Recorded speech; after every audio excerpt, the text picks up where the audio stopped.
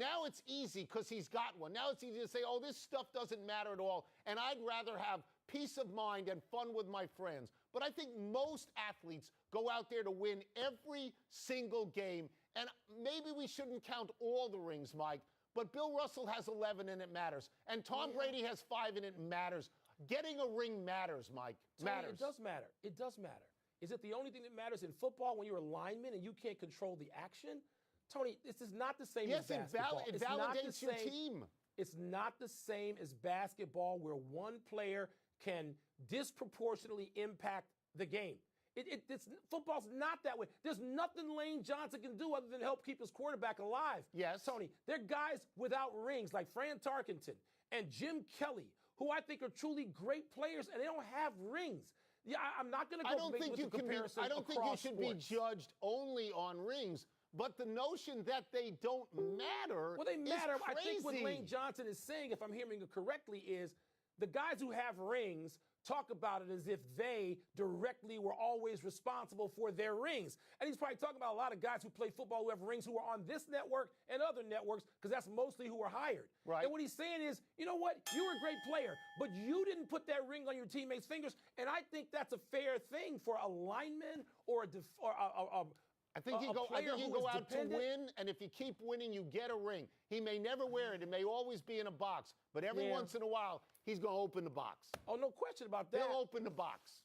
This is interesting, this next story. Conference USA, which is a slapdash of a conference of 14 teams that has been a one-bid league for the last 6 years, is jiggering around its schedule to try and do something about that.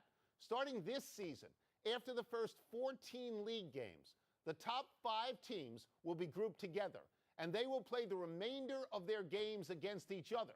Presumably, the NCAA seeding committee will see these as quality late wins and make it a multi-bid league. Wilma, don't you love this idea? No. Really? And I think the people who hate this idea more than me, and it's a stupid idea, it'll be done because all the coaches who lose their jobs because they were put on the bubble a second time. Suppose you're a 4th or 5th place team in that league and you've done your deal and you need to play a patsy or two to raise your profile and get a win and give your guys a rest. Just have a moment off and know they're going to reconfigure. You just said in the previous segment, one of the reasons you play, you know what your schedule is. To win again. Yeah. Fans, boosters, you don't know what your schedule is. You have no idea what college sports about planning ahead, getting the ticket, knowing what you're doing. You don't even know what's going on. This is a stupid idea, and you're endorsing it. This is a mark planning ahead and knowing what you're doing. You sound like you're auditioning for a quality control job somewhere.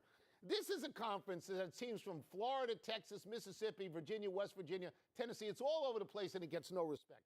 This is easy for you to talk about because your team is in a 7-bid league, because you're from the Big Ten, and you know all your also-rans are waltzing into this tournament. My school, Binghamton, is in a 1-bid league. And if we could do something to get a second bid. How many does that league get? Conference USA's gotten 4.